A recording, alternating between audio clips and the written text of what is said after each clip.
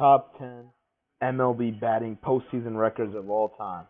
Number 10, games played, Derek Jeter. I can go on and on about Derek Jeter. I can tell you everything I know about Derek Jeter, how much respect he has for the game, how much people respect him, how much he's done for baseball. But this is going to be a long video about him. So I'm just going to start with number 10. This is a long, this is a 10 list, so I do not want to get it to be too long about one person because there's still nine more what's it called? Sorry, nine more achievements on this list. So games played, 158 games played. He has played in the postseason. That's pretty much he's played a one season pretty much in the postseason alone. That's impressive. That's why he's on the list because he's played so many games on the postseason. 96 participated, 97, 98, 99, 2000, 2001, 2002, 2003, 2004, 2005, 2006, 2007, 2009, 2010, 2011, and 2012. So he's been in the postseason. He knows what it's like. I'm sure at a point he was like, dude, I know what to do. I know exactly how it's going to be. I know the emotions. And for him being in the World Series, it was probably like he knew what he was doing for sure. So not much I can possibly say anymore about games played. All I know is that, yep, he completely deserves to be on this list just for this known stat right now. And it just shows how much he does. And he, just letting you know, warning, there's a lot to come from him on this list. Number 9, at bats, Derek Jeter. I told you there's gonna be more of Derek Jeter. Well, here you go, right off the bat, number 9, at bats. How many at bats has he had in his career in the postseason? He's had 650 at bats. That's that's like as much as what Jimmy Rollins did back in I think '08 or something like that when he had 716 at bats in a season.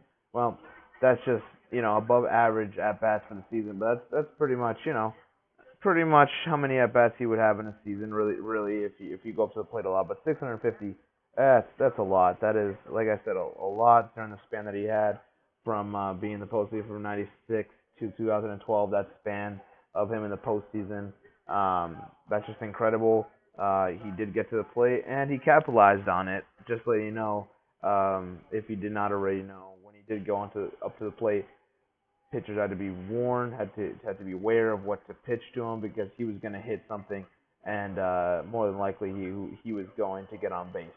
But overall, yep, he deserves to be on this list just for at bats alone as well. So 650, that's a shit ton. It's impressive. Number 8, runs scored, Derek Jeter. Again, I can't repeat this enough. He's going to be on this list for for three more other things. Not sure. You can guess from it. I'm not going to tell you right now, but this is his third thing already. He's on the list back to back to back. Yeah, runs scored. How many runs scored did he have during the postseason? In his postseason, 111 runs scored. Like I said, that's a quality. That's kind of an MVP type season of runs scored. So I mean, just so you know, it's impressive. Again, another number that's very impressive. He is. I would call him Mr. Postseason if it wasn't Mr. November. It could be Mr. Postseason just because he's been in the postseason so much. He's been so productive in the postseason for so long. It's impressive and it's fun to watch. It was fun watching him. And a lot of kids like myself, grew up watching this guy. It was impressive. It was awesome seeing him. And Derek Jeter, man, 111 runs scored is that's so much. And you got to give it up to this guy. Just great postseason numbers for him for sure. And like I said, Derek Jeter, he was an X factor. Always had to be careful what you had to do when he was in the lineup. Always making an impact for the New York Yankees. Always making an impact for that Yankee dynasty. And just he was such a great prodigy. He was such a great fit for New York. And New York, they love watching him. So. And he brought in a lot of runs just because of those hits alone. So, for sure, number 8. Number 7, runs batted in, Bernie Williams. This is a Yankee-dominated type list, and it's kind of a Yankee dynasty of the late 90s, early 2000s type of dominated list. But what what can I say? They were this productive. They got to the postseason a lot, and I can't, I can't say anything enough. But just they had great accomplishments throughout the way, and this is one of them. They had great postseason numbers, and Bernie Williams, he accumulated um, 80 runs batted in during his career in the postseason. Again, he was in the postseason the first time 95. Last time he was in the postseason 2006. But the gist of it is 80 runs batted in. That's crazy. That's an awesome number though. Just alone, 80 RBIs. It's so hard to get runs batted in. It's so hard to get runs in the postseason, but he was able to get it throughout his career. 80 runs batted in a career game of 121 games. 121 games he played and he got 80 RBIs. That's you know drastically around like one RBI, two RBIs every game that he had pretty much. It's just very impressive that for most of his career, most of his games that he played, he was able to get runs batted in. Just a quality hitter and deserves to be on this list for sure. Number 6 on base percentage, Kobe Rasmus. Kobe Rasmus is at the age of 29 around right now, 29, 28. I'm pretty sure he's 29 right now, but yeah, he's still very young. He was able to get to the major leagues young, and you just look at what he did on base percentage so far in his career is a .571. So he gets on base, he will get on base, and he will torch guys for sure. There's no doubt about it. He will get on base, and that's something like I said, very hard to do offensively in the postseason.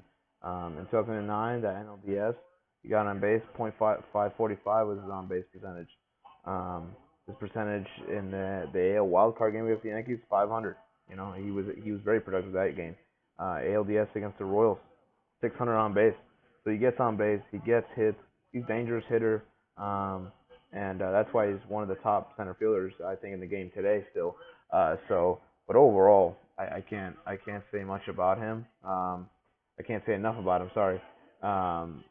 He's just a great quality hitter that is dangerous, and like I said, it's a very good asset for the Houston Astros to have this type of guy. And on base percentage in the postseason. Hopefully, he can get back to the postseason because I like to see him play again, and because he's a dangerous hitter in the postseason as much as he is in the regular season.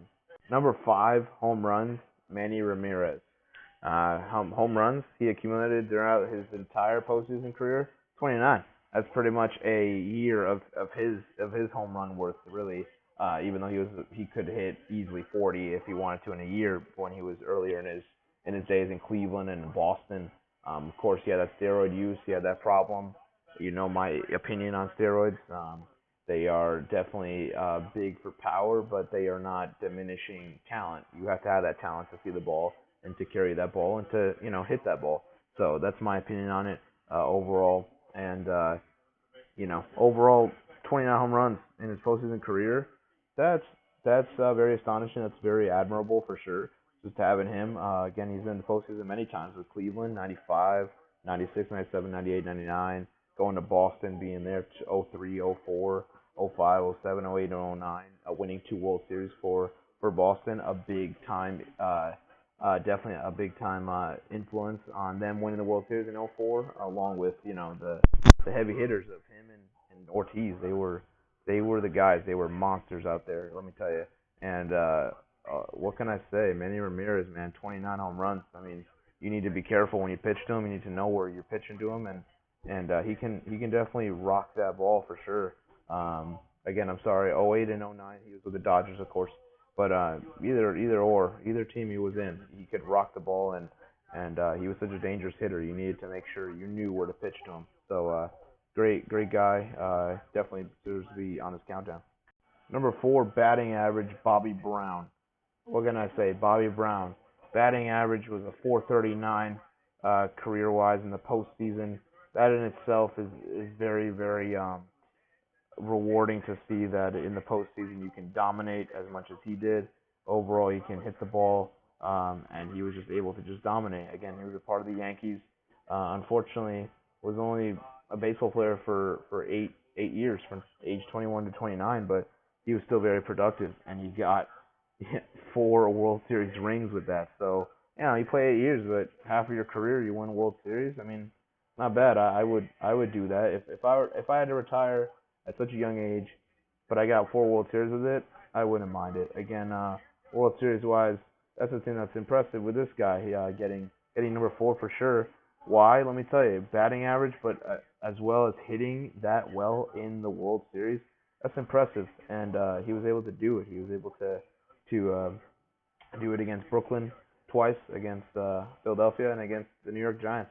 So overall, he was able to produce and give the Yankees just a boost for winning it all. And yeah, Bobby Brown for sure needs to be on this list, so he deserves it for sure. Number 3, doubles. Derek Jeter. Again, another thing he's on, another thing he deserves though. 32 doubles his postseason career. That again, another sensational. That's MVP type numbers in the regular season. That's what he got during the entire postseason. Again, I'm gonna say it again. He influenced so many people, played so well, and just the way he was able to carry himself, but also how he dominated in the postseason. It's just incredible to see. And yes, he definitely deserves to have this honor. Derek Jeter, number 3 in doubles. I'm not gonna spend too much long on him because I keep explaining myself over and over and over. But the gist of it is, Hall of Fame player. You'll see him inducted into Cooperstown. Anonymous vote. I do see it. I see him passing Ken Griffey Jr. Actually, he had 99.03% of votes. Derek Jeter, I think he will have 100% votes. No doubt. No one will not vote him out. He will be in the Hall of Fame, first ballot for sure. 3 doubles. Uh, 3 doubles. Sorry, 3 doubles on this list. Incredible. Number 2, stolen bases. Kenny Lofton. 34 stolen bases. In the postseason, it's always critical. Everything's critical. I think stolen bases is always the most exciting thing to watch when it comes to those pivotal games that are like one-run games that you're like, oh man, what's gonna happen? What's gonna happen? Some guy steals. You're like, oh man, is he gonna get picked off? What's gonna happen? And he doesn't. That it's one of those stories where you're like, dang, that's so awesome to see. I just saw some guy just steal a base right in a pivotal moment. Kenny Lofton, so fast, such a pivotal piece to the Cleveland Indians organization, to the Cleveland Indians of the '90s. Um, I think they should have won at least one of those, '95 or '97. Still should have won. I feel like they should have won a World Series. It's just one of those curses for Cleveland, but this was a team that was good enough to win both World Series in my opinion. '95 I could see it because Atlanta was just so much better, but '97 that should have been the year the Cleveland. Not even '96. I feel like Cleveland should have won. But '95 just a great overall team that I think should have beat Atlanta. But it is what it is. But you got to give props to Kenny Lofton. Kenny Lofton, 34 stolen bases, just so speedy, so unbelievable. Overall, just a great athlete, and I can't I can't say it enough, but he deserves to be on this list for sure. So number 1 hits Derek Jeter. He's gonna be number 1. Of course he is. Number 2 for the Yankees. Number 1 in everyone's heart. Number 1 as I'd say the best shortstop of all time. Number 1 in postseason records. Number 1 in everything. Number 1 in just humbleness and what you should have carried yourself as an athlete. And just great. At the time, face of baseball. Overall, postseason, I'm gonna call him Mr. Postseason. He's Mr. November, but he's also Mr. Postseason in my heart. 200 hits. That's pretty much the exact same round numbers average of what he used to have younger in his days, where he just had 200 hits a year. I mean, he just made it look so easy. He's a hits machine. Everyone did not want to pitch him. Pitchers hated pitching against him because he was going to get hits. He was going to get hits against you. He was going to create runs. He was going to get people, scoring chances. He was going to do so many things for his team, and that is why the Yankees won so many World Series. Derek Jeter was such a big part of it. You gotta put Derek Jeter in there. Hall of Famer, first ballot again, like I said. 200 hits, that's amazing. It's so hard to do in the postseason to get even hits in there, and you got 200 for his all-time career. Props to you, man. I will see you at Cooperstown, and I love you, Derek Jeter. I support you 100%. One of the most humble people I can ever see on TV and ever just read about and ever just do research about. Unbelievable. Derek Jeter, great personality, and baseball is going to miss you.